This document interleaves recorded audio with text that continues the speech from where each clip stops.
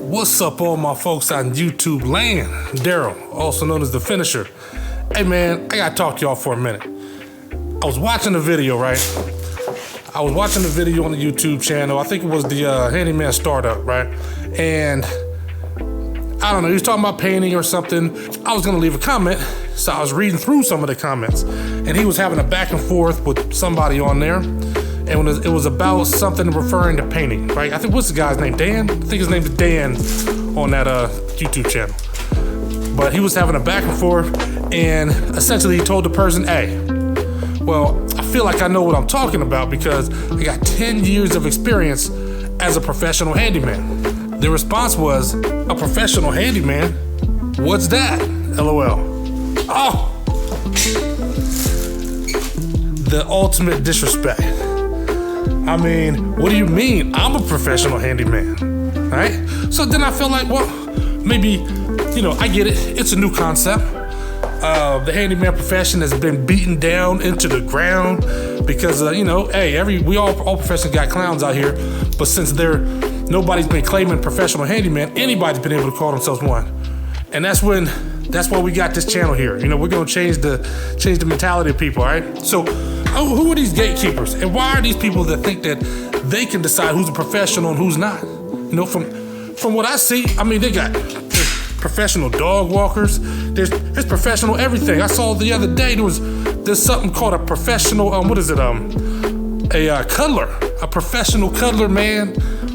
I mean, they lay down with people for money. They don't do nothing though. They just hug them. You know what I'm saying? And they just professional huggers. And they gonna say that we're not professionals? Come on, man.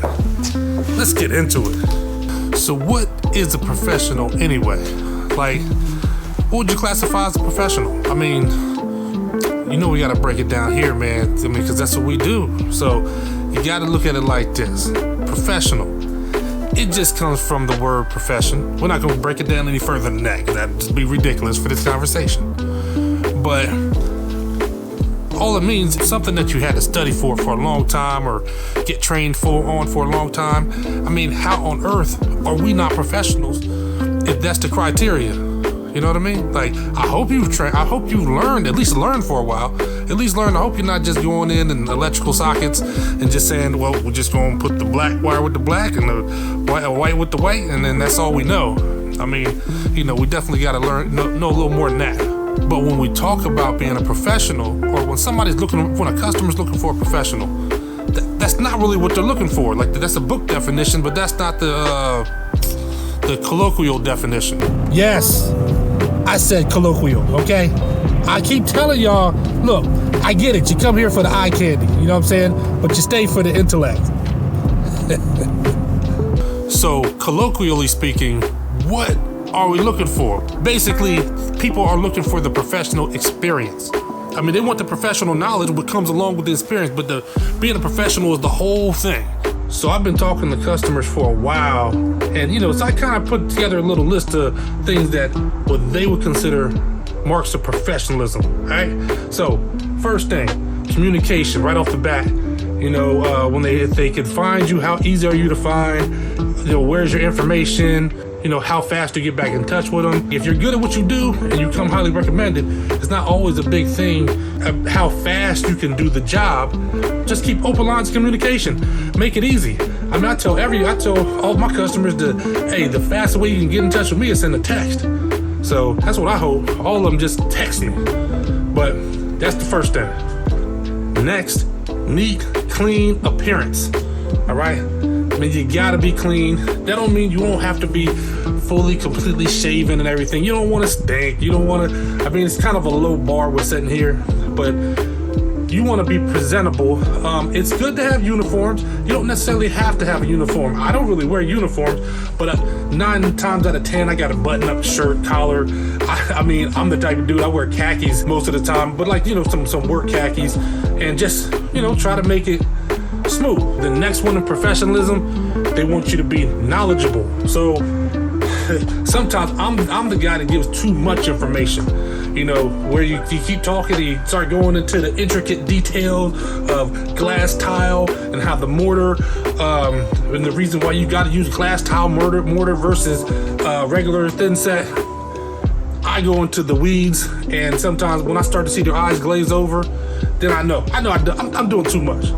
But just in general, they want to know that you know what you're talking about. All right? So you got to give them something. I give them something, even if they don't want to know. I give them something. And just, to get them to understand, you got to educate the customers, so they're more comfortable with you. I feel like one of the biggest things to show that you're a professional is have policies and procedures in place. That no customer should just be able to walk in and then just, take over your company. I know you got a lot of people out here that have the philosophy that every customer is your boss. I don't agree with that. One day we'll go into that a little deeper. I do not agree that every customer is your boss. I feel like they're coming to you for something. You need to have policies in place. Nobody should just be able to come in and like putty, just mold or Play-Doh, just mold and shape your company. Whether or not you take deposits, how much is it for? What does the deposits cover? What's your warranty? You got to have policies in place, or I don't know how you get respected as a professional business owner. What technology you use makes a difference. It's one of the reasons why, it might be overkill. But if somebody I might even put that on a video one day, because I just did it recently. When I'm putting pictures on the wall, it looks like a laser show, like a laser light show's going on. And they just love it. They just love it. I mean, could I do it without the lasers, get the pictures up? Of course. I mean, what are we talking about? But it does make it easier. I mean, I got the lasers, but it also makes the customers like, man, this guy's high tech. He's worth the money. Organized is a big deal, which is why, you need some sort of CRM, and it'd be wonderfully helpful if you had a CRM. Like the CRM I use, I'm one of the market guys, so I use Market. Not actually sure which one it is, but I use it, and I don't know, certain things like sending reminders to a customer that when our appointment is. I usually schedule 2 days earlier for them to get a reminder, and then the morning of they'll get another reminder. So little stuff like that is it just makes you look professional. It makes you look like you're organized. You're not tripping over other jobs, and you're over there at the customer's house, and you gotta spend 3 hours there because you got to go to another job to finish up. Don't try to do too much. Be thorough. So you'd be shocked at how many times that I got referred because of how I cleaned up when I was finished. Or even while I was there, I'm constantly cleaning, I'm constantly moving as things are going. It's just it's a process, and you'd be shocked at how many customers are like, something as simple as a zip wall.